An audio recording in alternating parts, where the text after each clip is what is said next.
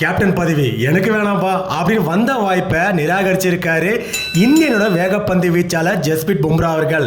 இதற்கான காரணம் என்னன்னு பார்த்தீங்கன்னா, அவர் சில போட்டிகளில் காயம் காரணமாக விலக வேண்டிய கட்டாயத்தில் தள்ளப்படுறாரு.